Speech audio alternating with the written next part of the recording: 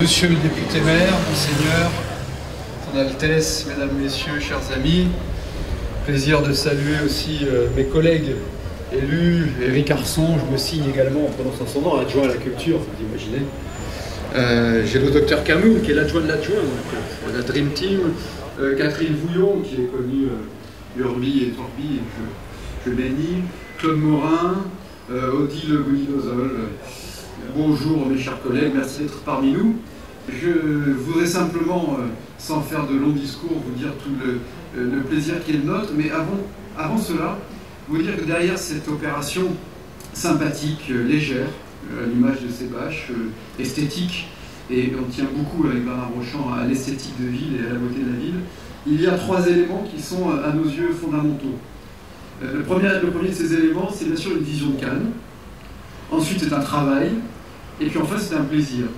La vision de Cannes, c'est celle de l'identité même de notre ville, qui est un village mondial. C'est celle d'une ville de 72 000 habitants, mais qui tout au long de l'année accueille le monde entier. En premier lieu à travers le Festival de Cannes, mais aussi à travers le MIPIM, le MIPTV, le MIPCOM, le Taxi World Exhibition, le MIDEM, mais aussi l'été avec les visiteurs du monde entier. Et cela depuis maintenant plus de 100 ans. C'est une vision absolument essentielle en termes d'enjeux économiques. Le Festival de Cannes à lui-même, à lui seul, c'est 220 millions de retombées économiques. Je le dis, je l'ai vu du cinéma, dans un pays où très souvent on parle de répartition de richesse, avant de se poser la question sur la façon dont on crée la richesse, ou dont on fait venir la richesse. Il vaut mieux répartir la croissance que répartir la pénurie. Donc pour nous, l'enjeu, il est majeur. Cette vision de Cannes, c'est un enjeu, je le disais, économique, c'est un enjeu social.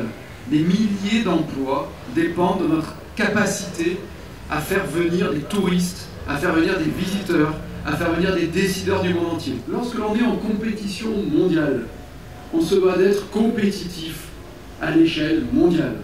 Et lorsqu'on est une petite ville de 72 000 habitants, et que vos concurrents s'appellent Vienne, Berlin, Copenhague, Barcelone, Londres, pour ne citer que cela, vous devez compenser par de l'imagination, de la cohérence, de l'enthousiasme.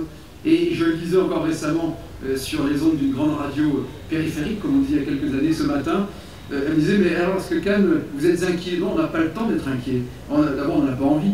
Est-ce que vous craignez le nuage? Oui, on peut craindre aussi l'invasion de sauterelles, on peut parler de tout ce qui peut arriver, quoi. Moi, ce que je crains, ce sont les mauvais nuages médiatiques qui créent des réflexes de peur, des réflexes de repli, et qui éloignent, qui cassent les flux. Il n'y a pas de prospérité sans flux.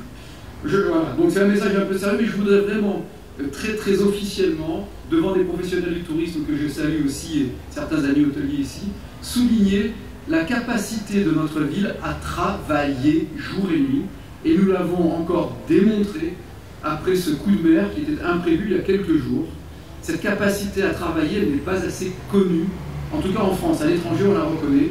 Et je voudrais le dire, Cannes est une ville de vrais gens, de vrais habitants, avec des jeunes, des vieux, des riches, des pauvres, des blancs, des noirs. C'est ça Cannes. Et c'est pour ça que l'on aime Cannes. Et c'est pour ça que cette ville est une vraie ville.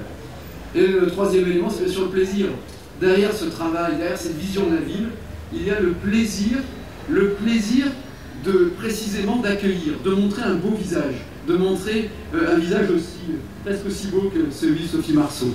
Et à ce titre, nous nous engageons, nous nous attachons depuis maintenant plus de 8 ans, ça ne nous rajeunit pas, à ouvrir ce grand festival culturel, le premier festival culturel au monde, qui est le Festival de Cannes, aux habitants. Festival de Cannes, c'est une réussite extraordinaire.